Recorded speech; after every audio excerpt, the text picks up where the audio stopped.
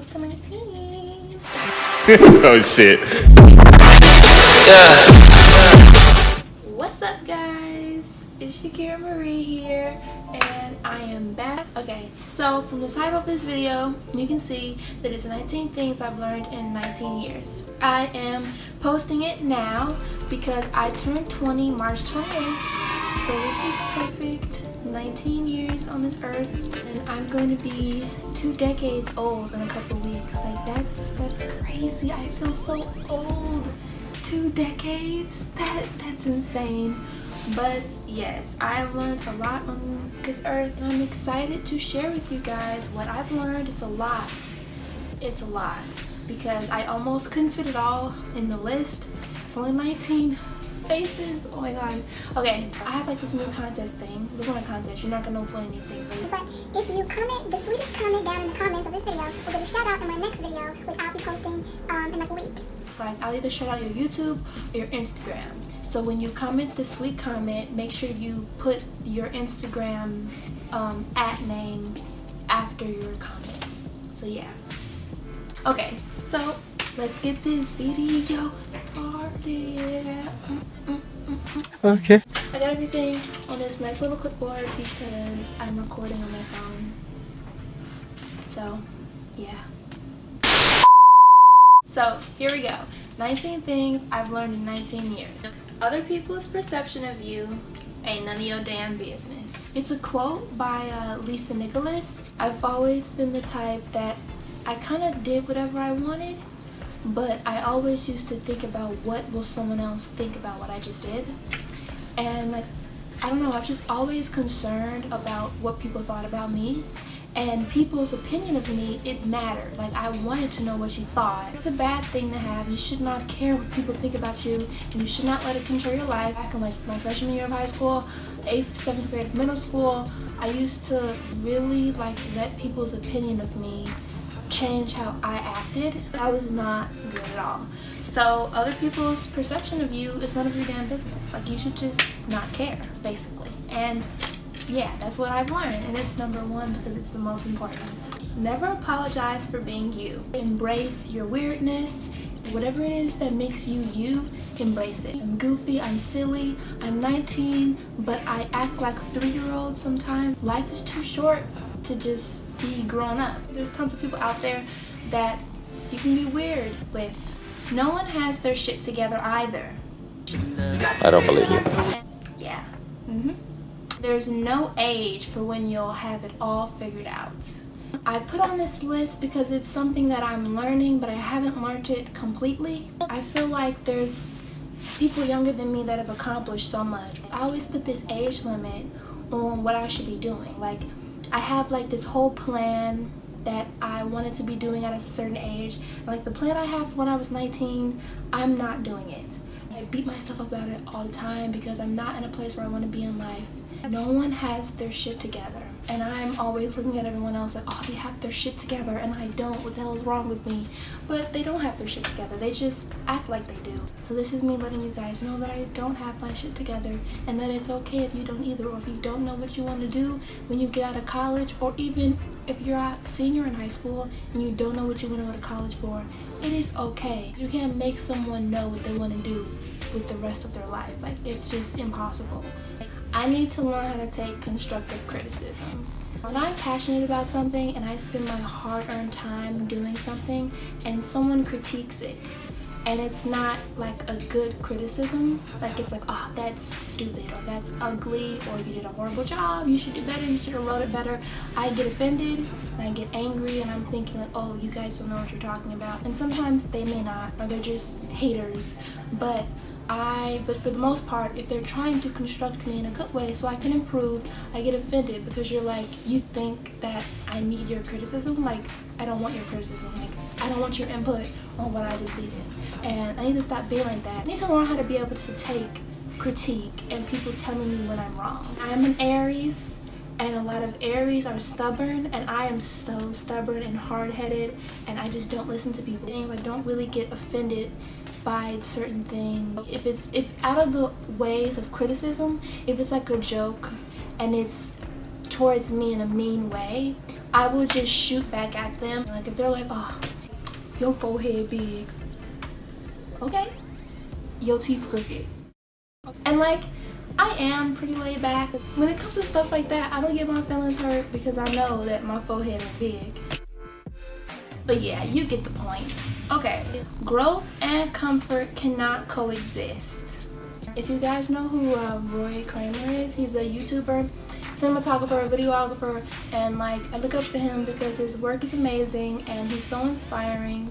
He said this quote like growth and comfort cannot coexist like a while ago, and it's always stuck with me. I don't know how to explain this because I love experiencing new things, but for some reason this really resonates with me because I always think that like I don't want to do something because I'm scared, or I think that I'm not ready for it and I don't want to mess it up, or I'm scared to go and do something I really want because I don't want to ruin it, or it may not work out and I don't want to get my hopes up thinking that it will. So instead I just don't do it at all. But I can't grow if I don't do those things. Except God, His love is infinite. I don't know why I put His love is infinite right there, but there was a time in my life that I was not a Christian. I believed that there was a heaven and hell, but I wasn't like, oh yes Jesus, oh I believe in you, or I wasn't like wearing crosses. I didn't like going to church. Like I was not a Christian girl at all. I knew the devil existed. I didn't want anything to do with him either, so I wasn't an atheist, but I wasn't a Christian either. I didn't want to believe in a higher being. And that went on for a really long time. I was in high school when I started believing in God. Not so much freshman year. Freshman year I was kind of leaning into it. That day when I realized, that I realized that God is there for you and that prayer does work and that God loves you, His love is infinite. That's kind of why I put this in here, because in my 19 years of living, there was a part in time where I did not believe in God at all and I didn't want anything to do with Him. But now He's a part of my life and I believe in Him and I pray to Him and I ask Him things, and yeah. And I'm not afraid to tell people that I'm a Christian or that I believe in God. But there was a point in time in my life where I was like, oh no, I don't want to be nowhere near that word. But yeah. Iced coffee does not go well with my anxiety. I love coffee. Iced coffee is amazing. I used to get it every single day on my way to school back when I was in high school, which that was like a year and a half ago. I was going to Dunkin' Donuts. It's right down the street from my house. I would go there every single day, either before or after school, and get iced coffee. Not only did it cost a lot of money, more jittery than usual, it did not go well with my anxiety. And now I'm not drinking it because of Lent. I'm not doing Lent for like most of the reasons why people are doing Lent. I'm doing Lent so I can learn some self-control because I don't have any. Iced coffee was like a big addiction for me. So I'm just laying off of it for like 2 months for Lent to learn some self-control. Number 8, spend your money wisely. And I also put in here, don't let people take advantage of you. Because I used to just lend people money all the time. And they'd be like, oh, I'm going to give you your money back. Don't worry. I never got my money back. I still haven't got my money back. And I've had people steal from me. Steal the money out of my purse or my book bag. And I've had people steal from me that were close to me and I thought that I could trust them. And so that just goes for like, take care of your money and spend your money wisely. Because once I get paid, I go shopping, I do all these miscellaneous things that I really don't need to be doing because I need to be saving my money and budgeting. I have college to pay for. I'm terrible with money. My mom says that it burns a hole in my pocket because every time I get money, I go and spend it immediately. Staying up till 3 a.m. worsens my ADHD. Yes. I have a mild case of ADHD and I stay up till 3 a.m. for like every single day. It's become a habit. I stay up watching movies, editing, doing my homework, being on Instagram, editing photos. It's a bad habit to stay up till 3 a.m. every single day. It's terrible for the mind. That's probably why I'm so forgetful. But like it's just not a good thing. I should not be staying up that late every single day. Like it's okay if I'm out busy doing things or if I do it like every once in a while, but this is an every single day thing. It makes me even more irritable, fatigued, and anxious, and my mind is all over the place. Even though I'm fatigued, I'm also very like active also. So weird. Like, I could be tired, but I'm also jumping off the walls. Like, it's very confusing. You can someday yourself out of a life. Because I always be like, oh, someday I'll go do it, someday I'll do it, someday I'll sign up for this, someday I'll record a YouTube video. Because I always was like, oh, I'll do it tomorrow, I'll do it tomorrow. Oh, I don't have inspiration to do it now, I'll do it tomorrow. No, because it never got done. Life is too short to be anything but happy. And stop conforming to society's expectations. Life is short. I'm already 2 decades old. I should be striving for pure happiness. Pure happiness is the ultimate goal. And that's what a lot of people need to be doing. Stop settling for less. If you hate your job, quit it, girl. Or boy. Like, man, woman, if you hate your job, quit it. Find something that you want to do. Make a plan for it. Try it out. And then quit your job. Cut damaging people out of your life. I've had to cut out all types of negative relationships. I've had friends that have used me for stuff, used me for my money, even though I didn't really have too much. Needy friends, friends that just drain every bit of energy and happiness out of you. Have you ever had a friend like that? But I've had a friend like that. Friends that try to belittle you, make you feel shitty about yourself, to make themselves feel good. You don't need those type of friends. Just cut them off. Drop them, because you don't need people that don't vibe the same way as you. People that constantly put negative energy out there. It's okay to not be okay. Yeah, basically, I don't even need to explain this. And you don't need to hide it from anyone. When you're not okay, tell someone, go and get you some help. Counseling is okay. You don't have to be embarrassed of getting counseling.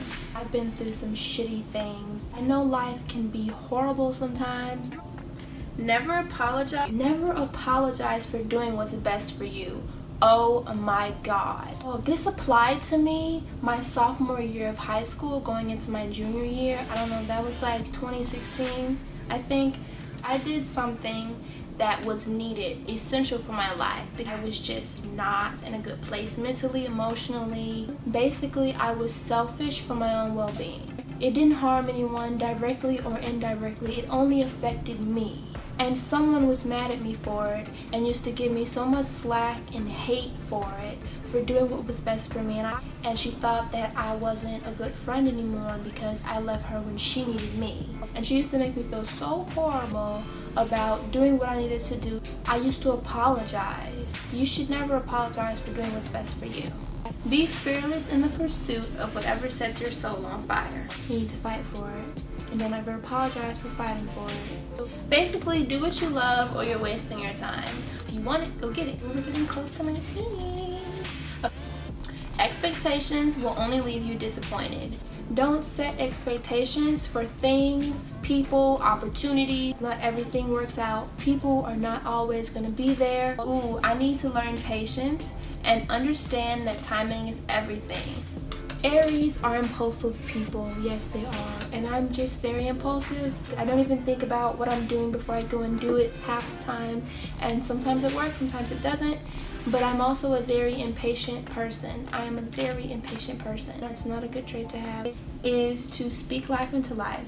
And basically that's just manifesting what you want. Manifest your desires and spread positivity, because what you put into the world comes back. You spread negativity and let that control your life. It's always gonna keep coming, because that's all you're letting in. And speak life into life. Speak that you want to win $1 million, or that you want to get this job interview, or that you want to work with this person in the creative industry or whatever industry you're in. It works, trust me. And that's not all storms come to disrupt your life, but to clear a path. And by storms, I mean hardships. The storm is to clear out what is not meant for this new era in your life. That was number 19, boy. I'm about to be 20. Comment down below how old you're turning this year, or if you're an Aries. Oh my God, guys, I cannot believe that I'm about to be 20 years old in just a couple weeks. I'm so excited. I just hope you guys like this video, and maybe you learned something from what I've learned. Make sure you give this video a thumbs up, subscribe, comment, share this with your mom, your grandma, your dad, your brother, your sister, your friends, your classmates. Share this with everyone. I love you guys, and I'll be back with more videos soon. Name of